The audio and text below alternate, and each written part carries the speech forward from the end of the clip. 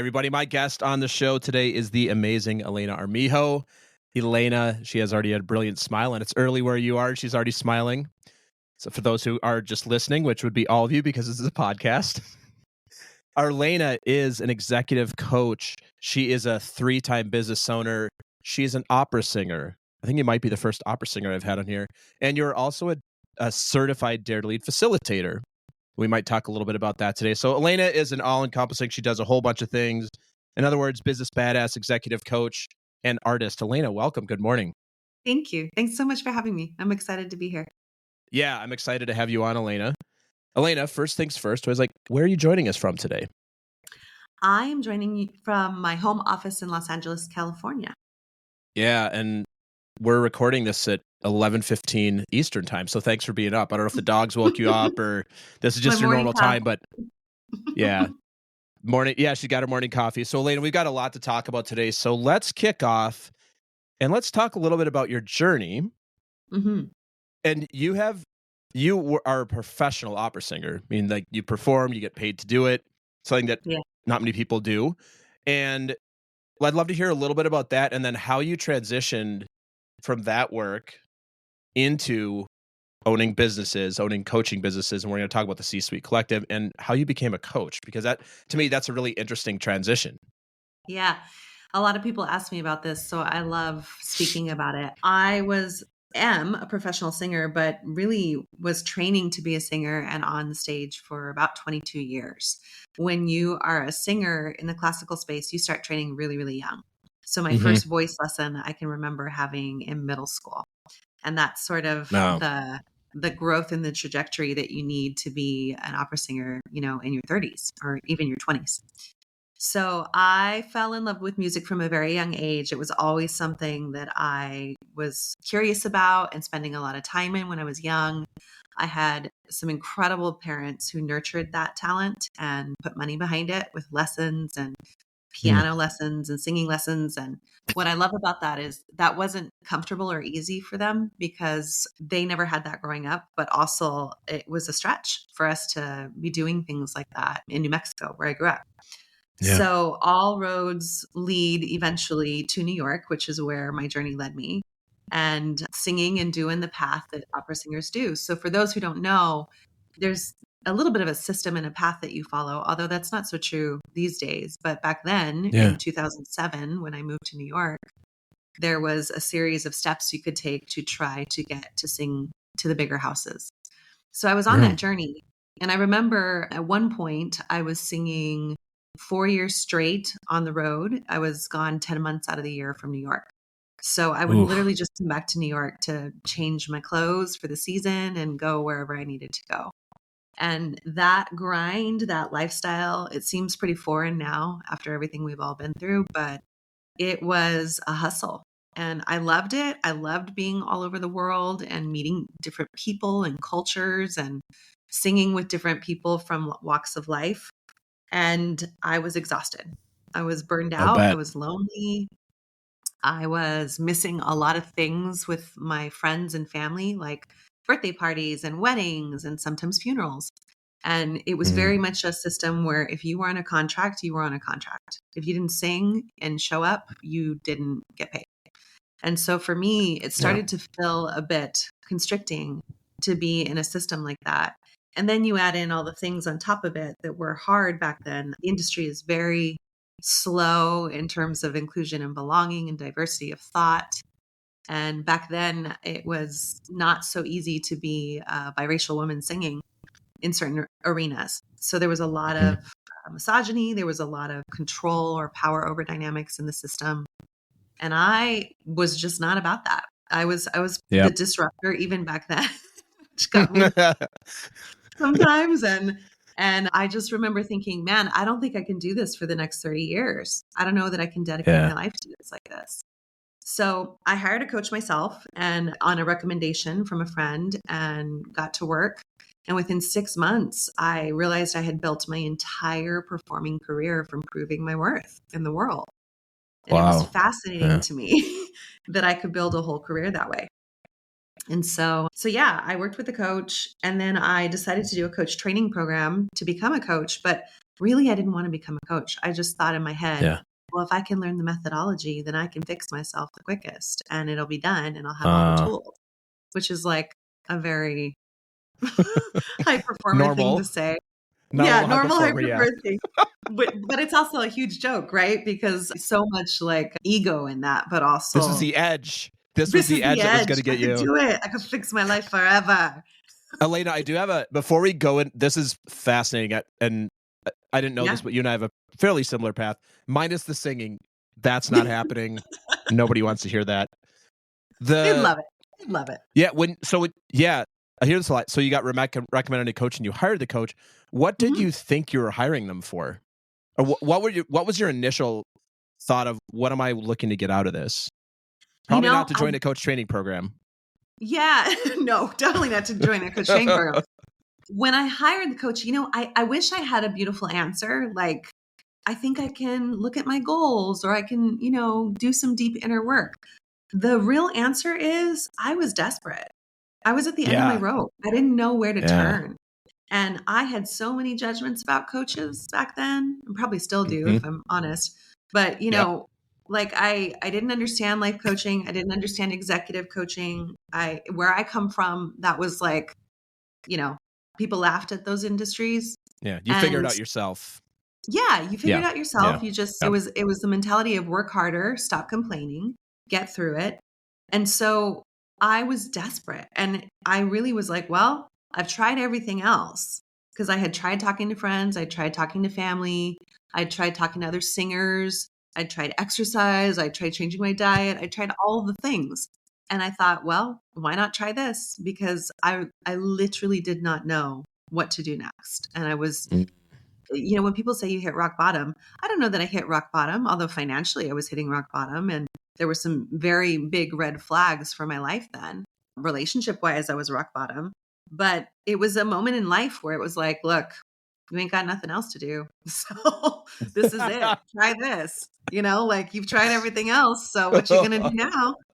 Very empowered. Very empowered. Yeah, it wasn't. But it was like a Hail Mary. That's actually the perfect way to describe it. It was a Hail Mary. I marked that. Did you cut out for a second? I think, I don't know if it was you or me. So I'll just say it again. It was definitely. It's all good. I marked it. Yeah, go ahead. Cool. Yeah. It was just a Hail Mary. When I think of football games and like the very last hope in the world, it was a Hail Mary. I wish I could tell you that this story doesn't resonate for me or many other people I know. They're like, coaching's so empowered. You're like, and many people do it because they're like, I don't have anything else to go after. Like, well, the thing I hear in all that, Elena, is all the advice in the world and courses and reading books. And my first coach called them shelf help books. All the being told what to do doesn't really work if you're not open to it. Like, no, it just doesn't work. It does not. I would say to clients, said if we all knew intellectually what we should be doing, we'd all be super in shape and billionaires. Yeah, really. Really, really. Yeah, everybody'd have it handled, and we know that that's quite the opposite of humanity. Amazing. So really cool, and really interesting journey. It's so fascinating to me. Just want to make a comment on that. As I think about somebody who's not an artist, I don't relate to myself as an artist, never got paid to do anything to do with art in like a singing or performing type of thing. It's so interesting because I look at folks like you and I go, wow, that must be really fulfilling because you're doing what you think you should be doing. Mm-hmm. But then you see, mark that again. I don't know what's going on. I'll switch to my hotspot if we need to. Let me mark that. I said it's really fascinating to me as somebody who I don't relate to myself as an artist. I've never been paid to do any sort of what I would say is pure art, music or any sort of visual arts. I find it really interesting, and I think you see this a lot with actors and musicians as well, is from the outside looking, you're like, oh, wow, they're kind of doing what they should be doing. It's their natural talent. You're on the road, you're traveling, but man, it's just so many people I know, it's so dark. Yeah, I really, and now on the flip side, I don't support a ton of artists. I would say most of my work is in C-suites with executives who are in lots of different industries, but I do have a soft spot still for my artists in the world. And so I have a small piece of my business that I save for them because I really do believe, and I talk about this all the time with them, that if you don't have the internal foundation or tools to be good with you, then the dark side of that business will get to you. So Yeah. I always tell people, if I knew now, like what I know now, if I knew then, it would have gone much differently for me. And I probably would still be Yeah. singing. But I didn't Yeah. have any of that knowledge or grounding or foundation in myself that would support me in being the artist I want to be in the face of some of that stuff in that industry. And the people that take the time to get it, man, they really soar, but they get to also experience themselves instead of giving up so much of themselves for their art, which is often what we're taught. And that's just Yeah. not true. It doesn't Yeah. have to go that way. Yeah. So thanks for sharing that. I didn't know that story, and I think that's really fascinating. So you come out, you graduate coach training program, you go out, you become an executive coach, as they say in Seinfeld, yada, yada, yada. You're Yeah. working with executives and artists and all sorts of folks around the world. And I know a couple things you're really focused on is the concept of innovative leadership. That's one Yeah. thing that you talk a lot about. Could you define that for us and what that means to Elena? And then let's talk about innovative leadership, because I love that terminology. And it's Mhm. something that I think gets thrown around in the marketplace somewhat, Yeah. but I don't think it's well defined, or it feels like marketing speak without some meat behind it. I know you have a lot of meat behind it. So yeah, I'm just Yeah. curious, what does that mean for everybody listening? What it means to me is a new style of leadership that is pushing the edges and is pioneering into the future. And a lot of it requires creativity, thinking outside the box, being willing to be in the unknown, being in the mess. A lot of what I do in my style of leadership and the companies that I've built have been creation. I think of myself as like a scientist in a science lab where we're doing a bunch of experimentation and not being attached to the right way, learning from the old ways, but really incorporating a new frontier. And to me, the innovative leadership has to include anything about culture, community, belonging, inclusivity, diversity of thought. So, what I've had a lot of fun playing with the last 3 or 4 years in experimentation has been really stepping into conversations that raise everybody up into the next level of growth. And, even when we talk about DEIB, especially in America, I think it's very politicized terms. When you hear DEIB in America right now, everybody kind of itches and twitches and goes, Yeah. okay, I'm getting ready to enter a conversation now that has been, around for a long time. And a lot of people have a lot of thoughts and feelings about that. And even in that conversation, it's like, no, this is innovation requires thinking about all areas and all conversations at once. And so to me, that is exciting. There's so much possibility in what people can create when we have a holistic view, a wholehearted view of leadership. Yeah. Thanks, Elena. That clarified it for me. I was just talking yesterday to a new client. He's a mid-level manager at a big company, and this came up. Mm. He said he's moving into a new role. It's a lateral move for him. And one of the things that he was working on his development plan with his boss, who's quite high up, was that he needs to be more forward thinking. He's really good at the doing. He's actually quite good at the people, the day-to-day, the people things, but he Mhm. needs to be more forward thinking in order to grow his career further, because he's been at a director level for about 5 years now at a big company. It's a good job. Mhm. And one of the things he said, and I really would love to get your take on this, and I'm sure you've heard this a million times, is he goes, I'd love to do more of that.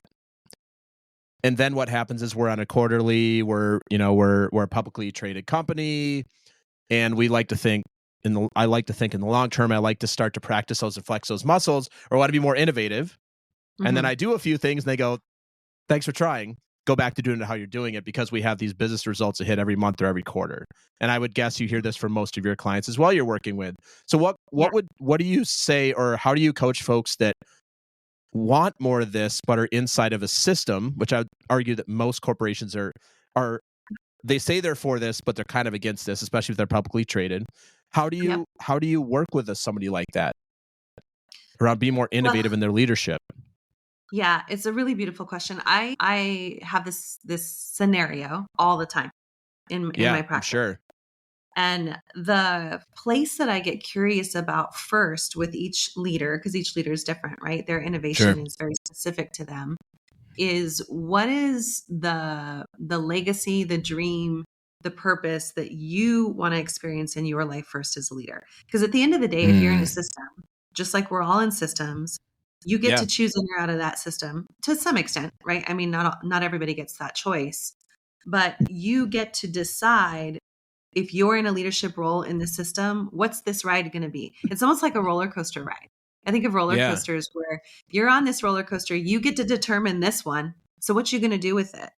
Right? So there's a flavor in my coaching of bringing people to the edge of what they're here to pioneer and do, and reminding them that that's going to create a lot of mess. It's going to create mess, disruption, uncomfortability, people being uncomfortable, and really looking at, are you willing to make that mess in service of your experience of yourself as a leader and seeing what you can do in this position? Because at the end of the day, the company's going to still keep going, whether you're there or not. Yeah. And you get this time, like let's say you're a CEO, right? You get these next 5 to 10 years in this seat to make it yours. So what will you play with? Because the goal isn't to fix the system, to never have it be broken again, to have it be perfect forever and ever and ever and ever and ever. The goal is to see what you in this seat can bring to the table. So in the face of all of that feedback, can you actually be with the feedback and still have your purpose and your voice front and center and see what happens? Because regardless, the seat's not there forever. Yeah. And you're replaceable no matter who you are. Everyone's replaceable, right? Everybody's replaceable. So instead of trying to play a game where you make it perfect for the system, what if you're actually choosing an experience for you that will then support your purpose or the business growth or the ROI for that year, or any way you want to frame it? That's beautiful. We need more of those conversations. I have 2 questions. The first one here, and I'm just going to ask you one at a time because that's what we do in interviewing. Mostly, it's not perfect. The first question I have is, let's start with this one. You have somebody younger, earlier in their career. That sounds great, Elena, but I'm an individual contributor and I'm pretty much told what to do. And I work at a company that's pretty, like, operationally efficient is the positive way to say it. And I'd love to be more innovative, but quite frankly, my boss doesn't support it, or my job, it doesn't feel like my job has that ability. What kind of, where would you go with somebody like that? I understand with CEOs can set the vision. Yeah. A lot of folks don't have that capability in their current roles. 100%. My young leaders, some of my favorite conversations to have with my young leaders include looking at, again, where do you want to be in 10 to 20 years, 5 years, 3 years? You can pick any year you want. The year doesn't actually matter, right? But where are you growing to? And also with young leaders, these are the people where we're still developing leadership mindset, right? So innovation can come in that, but you got some skill building to do in young leaders. So where we start is looking at, what are the gaps in your leadership that you need to expand in to have a different experience of yourself? So oftentimes we'll look at, young leaders have usually one way of leading because that's where we all start, right? My way. Yeah. And then if you're looking to expand that, how do you look at having different levels of communication, speak different languages, be with different types of people? And this is where I think like my opera training comes in really handy, because I had to learn that fast.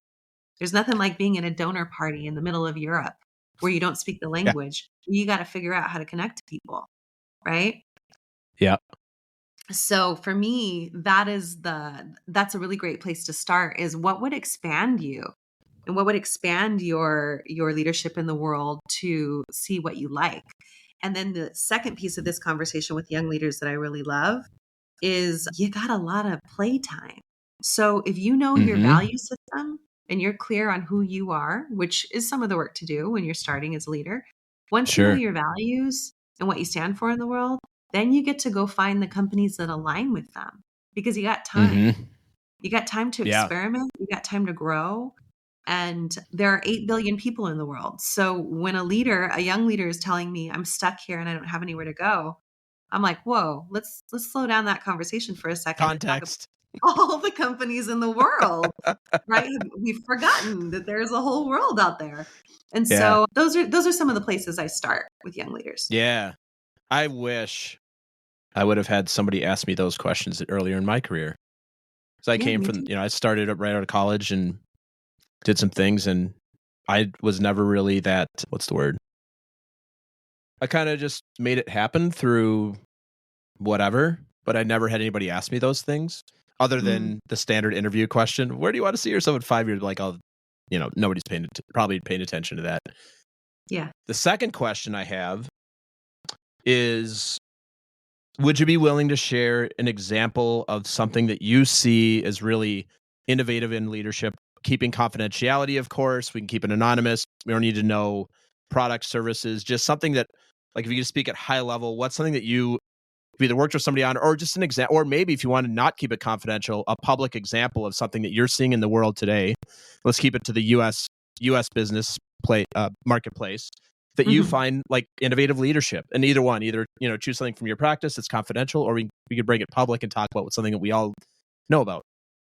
I think the one I think the one that I can talk about just openly and transparently is actually the C-Suite Collective. You know, Perfect. Yeah. when we built this company, what I loved about it is there were a couple places that I looked. There's all kinds of reasons why I launched it and built it. But for this question specifically, what I would say is I wanted to experiment building a company from the ground up that had humanity, culture, belonging, people first mentality from the ground up. So Yeah. before there was even a product to sell or before there was even clients to serve, if we could start a company from that lens, what would happen? That was like my experimental question number one. And what I love, we just entered our third year. And what I Mm-hmm. love about the C Suite Collective is that we have spent 2 solid years. And look, we've worked with clients. We still build 500,000 both the first year and the second year, right? Which isn't Yeah. like not great, but it's also like for people that weren't really having a product or Yeah. clear on what we were doing yet, pretty good, Yeah. Yeah. for people walking in the door. And everybody got served at a very high level, but what we were focused on was our foundation. And if we Mm-hmm. could get our foundation to a place where everybody's viewpoints were heard, everybody is clear why they're there, everybody's clear on what they have to contribute to the world from superpowers and how that all works towards our mission and vision in the world. What's emerged after 2 years is such a community of trust. Everybody's fully enrolled or in, right, for the cause and the Yeah. mission. And Yeah. nobody feels discounted, a number, that their productivity is more important than their humanity, that our business is more important than humanity. Like everybody is on the same page. And to me, that is like, whoa, it's so cool. And look, we had to do some stuff that some traditional businesses might not have the luxury of doing, right? Like each CEO on our platform has their own business. So this business wasn't created for people to eat and pay their bills off of, right? Like it literally is a think tank Yeah. business where everything here feels like it's innovation and creativity and experimentation. And I don't know. I mean, I know some companies that are doing it that way, but I still see Mm. companies, especially in the US, centering it on metrics that are number one, first and foremost about revenue, which is not Yep. our metrics first and foremost. And they're looking at their products as the most important thing, which isn't wrong. But I wonder how powerful it could be if your people were your most important thing and the products were second and they support each other in a really Yeah. big way for any So industry. yeah, that would be interesting. That would be interesting, It wouldn't would it? be. It would be. Because a lot of companies talk about this as a concept, but their actions Yeah. say otherwise. Yes. Their actions say Yes. otherwise. And look, I want to own we were in a very privileged conversation to be able to even experiment with this, right? Yeah. And starting point. And again, I get not all businesses start that way. So Yeah. it is looking at the model and seeing what works, and then going in and implementing it with organizations who maybe didn't have a chance to start that way and want to either change course or redirect, or even start something new from this lens with their industries. That's kind of where we're at now. I have a challenge question for you, Elena. And let's clarify for the audience, a C-Suite Collective, you're the CEO, you're the founder and CEO of the C-Suite Collective, which is everything you just described. So you're the person who, like you said, it's your brainchild, you came up with it. The challenge for you, the challenge question I have is, you just mentioned a lot of things that sound amazing as somebody who's part of this collective. How do you actually know that those things are true? That they're empowered, they're enrolled, that they're liking it. And I'm not really challenging you because I know you actually know the answer to this. But this is the thing that as coaches we hear all the time from people that we coach that work in other companies. Oh my gosh, the company thinks everybody's so happy, but we know they're like, it's like with the late stats, like 42% of all people in the job market are looking at any given time or something like that. Yeah. It's so good because, well, the first thing I want to say is just because we're all jamming and happy right now doesn't mean we don't have messes or issues. Of course. Right? So one of the most beautiful metrics I have is that we actually can bring tough conversations to each other. Excuse me. And we all stay in. So there's no, like, we're pretty reliable to all bring feedback to each other and to be with the feedback and then collectively come up with an answer. Right. Or defer to people like, you know what, I don't have strong feelings about this. So I would rather this person take this and run with the choice or the ball. And so I think that's, instead of everybody being happy and telling me that they're happy all the time, which, you know, that's nice to hear for egos, you know, and your self-worth party must love that. Yeah, my self-worth loves all of that. Like, yes. And it's not, the metric is really, can people bring what they see and not be made wrong for it and be like, feel like they're seen, heard, and valued in the face of what they're bringing? And to me, that's a very clear metric, because I would say, I mean, I hope, but to my knowledge, there isn't anybody in the collective that doesn't feel that way. Yeah. Right? That they can't bring something to the table to rumble with it or wrestle with it and get to a place where we all move forward. And that is like 101, right? Like, that's foundational for me. If we can't have those conversations, then what are we going to do when stuff gets really scary in the world, or when we're up against challenging things? So that's one of my metrics. I'm trying to think. Another metric is every person feeling like they are growing in their life and their leadership and their businesses. Because if you're not growing as a person working in this collective, then the organism is going to stop growing too. So really, our metrics are based on spending a lot of time looking at each individual person and saying, what are they excited about? What are they expanding into? Is that aligned with their values? And they tell us all of this, or they tell us when we're off, right? Like, no, I don't really want to do that. That's not great for me. Okay, good. Then let's find where you are, where the seat is in this organization for you. Or is it a conversation that we're not values aligned anymore? And that's okay too. Yeah. Right? Then we're having authentic conversations about supporting that person out, which is a very different feel than, you know what, you didn't meet our metrics and you said you were going to do X, Y, Z by the end of quarter one, and we didn't make it. So now we're going to put you on a PIP, but really we're just kind of documenting to get you out so that we're all safe. Yeah. Like, those conversations don't happen in our collective because we haven't set it up that way. Yeah. Like thank you, Elena. The follow-up question I have there is, I'm sure there's lots of people listening that say, hey, I'd like, you know, entrepreneurs such, I'd like to do that, and I can do that. I'm the CEO, I'm the founder. I have the ability to create that. What do you see as the opportunities and the challenges as you scale a company doing that? As you start to lose as the CEO and founder, I don't necessarily get to talk to everybody every day or see them on calls. As you start to build in layers, you hear this a lot in the startup world, and it starts great, and then they hit this inflection point of either a certain number of funding or a certain number of employees, and then a lot of that just gets lost. So how do you, and this might be something that you coach folks on, this might be something you have general thoughts about, or how do you maintain that as you continue to grow an organization? Well, I just want to own right up front that we haven't reached this point yet, right? So in our Yeah. experimentation phase, we are still small. And so we have the luxury of keeping it small right now. And the scaling conversations are on our radar. But we have always said, instead of scaling, we want to have impact and make sure the product and our mission and vision are intact. So the way that I've approached this conversation in the very, very beginning stages is protect the integrity of the work. Right. Mm-hmm. So, but again, that is a conversation for people that are staying small.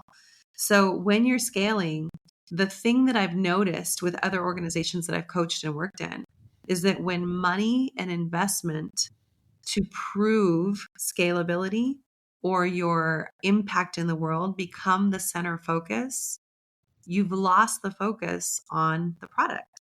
Yeah. And so anything that you can do to decrease dilution of your product is imperative in my view.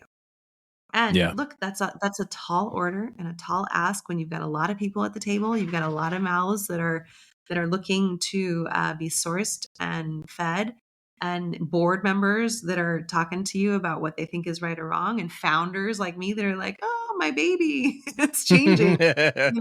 Like you got all that at Yeah. the table, and the best shot you've got is if your people are first and your product is very clear and you continue to hold that as sacred, then I imagine that there's going to be a lot of different new innovations that could come forward. Yeah. Unfortunately, the mistake I see a lot of companies make is they take investment, they're forced to grow faster than they want to grow, Yep. products get diluted, and then all of a sudden it's like a massive um, internal issue in the organization that's sort of like bleeding out. And then Yeah. by then we're in crisis mode, right? Yep. So, again, I don't know. We haven't gotten there. So I do want to own, like, this could be my naiveness talking at this stage, but my intention as I move forward is to always protect the integrity of our work over anything. And I Beautiful. trust that it will grow organically from there. And Yeah. that's going to be our approach. Yeah. Thanks, Elena. I want to wrap today. I mentioned earlier you're a certified Dare to Lead facilitator, and Yeah. we're not going to talk specifically about Dare to Lead too much today.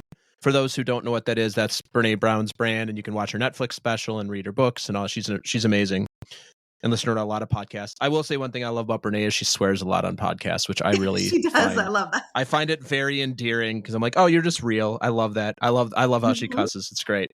I want to talk a little bit about DEIB because you mentioned it as part of your work, but I was also struck by how you mentioned that you experience a lot of things that would be considered, like, in your career as a singer, you saw a lot of things that didn't feel good to you, which I guess is part of the reason that you are so passionate about it, because you personally have felt it. You're looking at a middle-aged white American here, male. So, I have these conversations with people all the time. I don't feel that. It's just like not something I've experienced just by who I am, just by how I was born and the color of my skin and where I'm from and everything. So I'm really curious, what kind of work do you see there? And to wrap this, I'm curious what kind of innovations you might see in that space. Because, sorry, go ahead. That's it. No, you got it. What you got? No, I was just going to say, I think for those who are here in the US, we saw with George Floyd in 2020 and the pandemic, we saw a real swing. And then it seems that there's a swing back the other way, which is discouraging for a lot of folks. Like, people are removing those teams from their internal resources, or it's not seeing as valued as much. So I'm curious, what kind of innovations are you seeing in that space? Because for a while, it felt like it was less innovation, more let's throw a lot of resources at it. And to me, that usually follows on with, it's still important, but now we're going to innovate in the space instead of just throwing a lot of resources at it. Yeah. And look, I think this is what we do as humans, right? When we see a problem, we try to swing back and forth and fix it. We read our books and get advice. Yeah. Exactly. We overcorrect. We swing one way, we swing the other. And what I would say specifically is, look, these conversations have been happening forever. And whether they get heightened or lessened usually is a direct reflection of the loudest voices, and that are speaking at the time. And I have a lot of feelings about the politicized versions of DEIB in our country, and Yep. how even these tiny little letters, they're letters, y'all, DEIB, right, have been Yeah. so coerced and used in different ways, and now people are just really confused by a lot of it. So the innovation that I see is really, and this is something I talk to a lot of people that have been doing this work forever, and people that know way more about it than I do, that are studied in it, researched in it, have tracked it for many, many years, is the pieces that need to come to light. First and foremost, of course, we want it to be a heart-based human conversation about why we should. And that's great. That will always be at the center of my heart. And until we start proving business cases that are directly related to innovation and creation of business, most people are not going to get this, right? So the innovation I see in the scene is now people are really doubling down on data that is ROIs that are directly attached to cultures of belonging. And the other thing I want to say that's innovative is people, for a long time, I think people have seen this as a separate conversation, especially people who just want to throw money at it or put people in these positions. And now people are leaving and they don't know what to do when people get there. And there's skill gaps and lack of training. And, everybody's confused. And the thing that I love speaking about is DEIB is not a separate conversation from any conversation you're having in your world ever. It can go into the kind of clients that you're working with, the products that you're developing. All of this is diversity of thought. And that's just one example, diversity of thought. If you have lots of thoughts that disagree at a table, imagine what innovation can come out. If you're willing to see it as embedded and threaded through every conversation you have, as opposed to this separate initiative that we need to overcorrect. And what I want to say specifically around, because you brought in the space, a white male sitting here in business in America, is this is something that breaks my heart as a biracial woman, is that a lot of white males, and I would say white females too, in our country, don't realize how much it's costing them and how much they're losing themselves. This is not a problem just for everybody else who is diverse and that you're on the outside. Remember, all means all.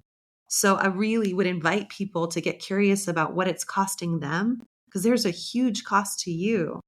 And unfortunately, in the way that we've created power dynamics in our country, and the people that are winning don't actually see the cost.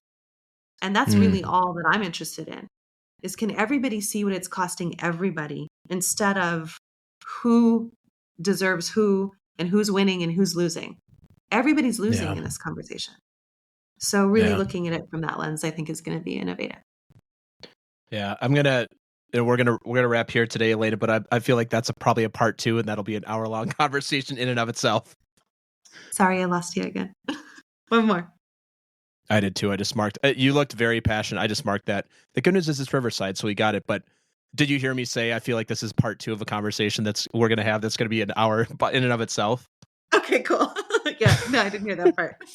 No, that's what I said. But I use Descript too, so I can edit this a little bit. But I'm gonna say it again. Let's actually turn on. I'm gonna turn my camera off. I do not know what's going on, because your audio is perfect and your video is extremely choppy. Okay, so I don't know. Too. Yeah, no, it's cool. It could be very well be me. I'm up in the Catskills, so cool. We barely have doubt. So what I'm gonna say is hey, Elena, thank you so much for all that. I'm going to give you an open invitation right now. If you'd like to come back to part 2, we're just going to talk about that for an hour, because there's like that's obviously a huge, juicy topic. So I'm just going to say that, and then you say whatever you want, and then we'll wrap it up. Go. All right. I'm going to turn off my camera now. Okay. All right. Try turning your camera off too. Let's see what it does. It's strange because I'm looking at the uploading, and the uploading's fine. Can you say something? Yeah, mine too. It says 99% on mine. Yeah. I've to be honest with you, it might be Riverside. I've seen Riverside be really annoying before. Yeah. Anyway, test. You sound great. You can hear me fine? Yep. Cool. All right. I'm going to mark this right here, and then I'm just going to thank you, and then say, have you back on part 2 of this. This is a really interesting conversation. You ready? Yep. Okay. Elena, thank you so much for saying all of that.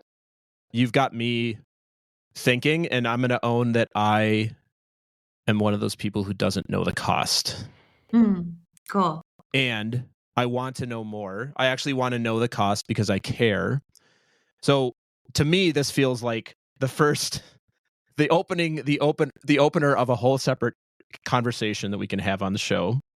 And so if you're interested, we can come back on for part 2 and really dig in on that topic, because I know you've done so much work in that and you're obviously very passionate about it.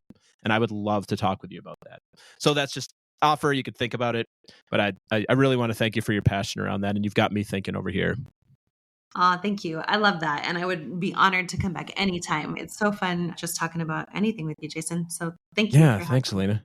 Yeah, well, the other thing is I request that you do a little cussing. I mentioned I like the cussing. So if you bring the cussing, I'm kidding. You bring your authentic style. Yeah. Your authentic style. Do I cuss? It's pretty rare, actually. Maybe then don't cuss. I don't want you to, yeah. Can you increase your practices in that? Now I'm thinking maybe I need to just walk outside and cuss all the time and see what happens. If anybody's interested in learning to increase their vulgarity, just feel free to hit me up and you can come on the show and we'll just swear all the time. I will learn that from you. Yeah, that's great. That's great. Well, Elena, I want to thank you so much for being on. Before we wrap up today, I'm sure that people listening today want to know more about you. You're talking about the C-Suite Collective. What's the best way for people to reach out to you if they're interested in connecting with you and learning more? Yeah, you can reach me at coachingwithelena@gmail.com. That's my private practice one. And then the c-suitecollective.com is the company one. So feel free to reach out on either of those platforms. Yeah, I'd love to. Also, you're on LinkedIn, and we'll put all those things in the show notes. Elena, thank you so much. This has been a long time coming. I'm really glad that we got a chance to have the first part of a longer conversation on something more specific next time. Thank you so much. Enjoy the rest of your Friday out there in LA, and we will talk to you again very soon. Thank you so much. You too, Jason. Thanks, Elena. Thanks for listening to another episode of Talking to Cool People with Jason Frizzell. If you enjoyed today's episode, please tell your friends. Follow us on Instagram and Facebook, and give us a shout out, or take a moment to leave a review on iTunes. If something from today's episode piqued your interest and you'd like to connect, email us at podcast@jasonfrizzell.com. We love hearing from our listeners because you're cool people too.